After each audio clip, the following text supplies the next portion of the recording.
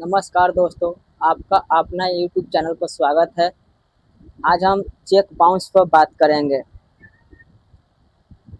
Cheque bounce दोस्तों, अगर आपने भी कोई चेक दिया है, चेक बाउंस के ऊपर कोई मुकदमा हो गया है, तो आपको डर लगता है कि आपको गिरफ्तारी हो जाएगी। आप सोचते हैं कि उस गिरफ्तारी से बचने के लिए एंटीसिपेटरी बेल फाइल कर दें। क्या एंटीसिपेटरी बेल का प्रोविजन ठीक रहेगा चेक बाउंस के मामले में? चलिए आज हम इसी के बारे में इस पर चर्चा करेंगे विस्तार से। और दोस्तों, आपसे वही रिक्वेस्ट, आप चैनल को सब्सक्राइब कर लीजिए और लाइक कर दीजिए। 38 का ऑर्डर हो गया है, तो एंटीसिपेटरी बेल चाहिए तो क्या मिल सकता है? सबसे पहले अब इस पर हम बात करेंगे। सबसे पहले 138 का जो केस है चेक बाउंस के मामले में, सेक्शन 138 एनआई एक्ट, नैनो सिविल एक्ट 1881 की धारा 138 बी की तरफ, जब भी आपके ऊपर चेक मुकदमा बनता है तो आपको समन जाता है। आपको समन को नहीं जाते हैं तो वारंट जा रहा, वारंट को नहीं जाएंगे तो बेल। तो वैसे ही कोर्ट से नोटिस जाते रहेगा और आपको डर लगता है कि आप अरेस्ट कर लिए जाएंगे। आप चाहते हैं कि एंटीसिपेटरी बेल फाइल करें। दोस्तों, जो चेक बाउंस का मामला है वो बहुत कम गंभीर प्रकृति का अपराध है। एंटीसिपेटरी बेल नहीं इस्तेमाल करिए तो बेटर है कि आप न्यायालय में जाएंगे, आप खड़े खड़े आपको बेल मिल जाएगा। एंटीसिपेटरी बेल के लिए उन अपराधों के लिए होता है जिसमें आपको अरेस्ट कर लिया जाएगा। आप उन अपराधों से बचने के लिए एंटीसिपेटरी बेल फाइल करते हैं, लेकिन आप चेक बाउंस जैसे मामले में एंटीसिपेटरी बेल जैसे फाइल मामले में करना चाहते हैं तो जगमनी ऐसा नहीं मिलता है।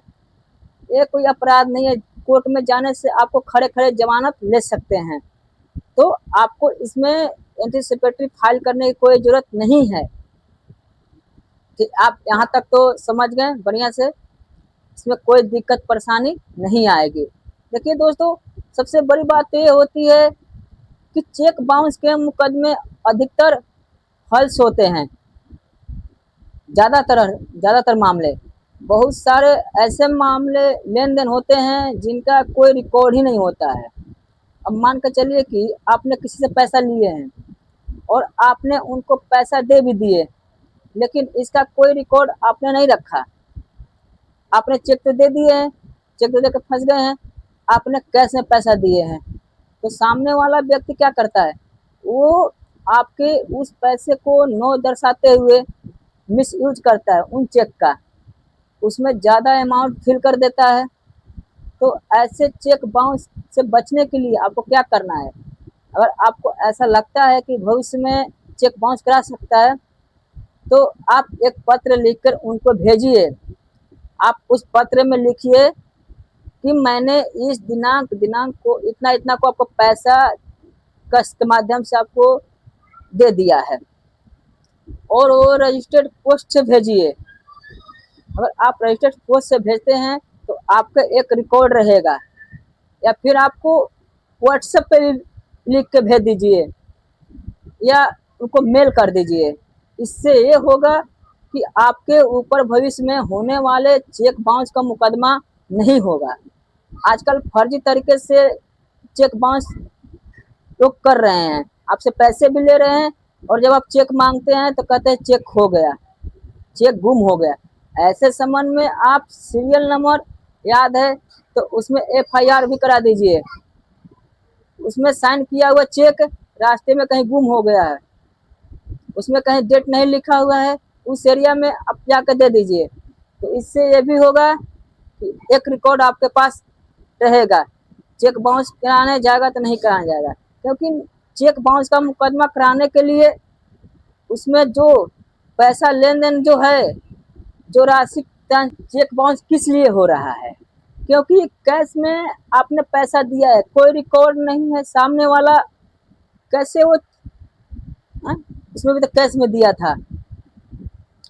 आप हमेशा इस बात को याद रखिए, जब तक उस पर्पज का कोई मतलब नहीं निकलेगा, नहीं साबित होगा, तब तक आप चेक बाउंस नहीं हो सकता। ऐसी धोखाधड़ी से बहुत ज़्यादा हो रही है आजकल कि लोग पैसा ले ले रहे हैं और कर्जदारों से और कैश में, और उसके बाद उनके ऊपर चेक बाउंस के ऊपर मुकदमा कर दे रहे हैं। तो हमेशा याद रखिए, चेक दिए हैं आप, आपने पैसा भी दे दिए हैं, चेक नहीं लौटाया है, आप इस तरह से एक पत्र लिखकर या व्हाट्सएप कर सकते हैं या मेल कर सकते हैं, एक कंप्लेंट पुलिस थाने में भी कर सकते हैं कि हमारा फलना फलना डेट का cheque, cheque number, serial number जो भी है अपना डाल दीजिए, जिस बैंक का है, किसको दिए हैं, आप सारा लिखकर आप पुलिस थाने में आप सूचना दे दीजिए, ताकि कल के आपको ऐसा मामला आए तो आप उस मामले का रफा दफा कर सकते हैं, अपने ऊपर चेक बाउंस के मुकदमा का चैलेंज कर सकते हैं, खारिज करा सकते हैं।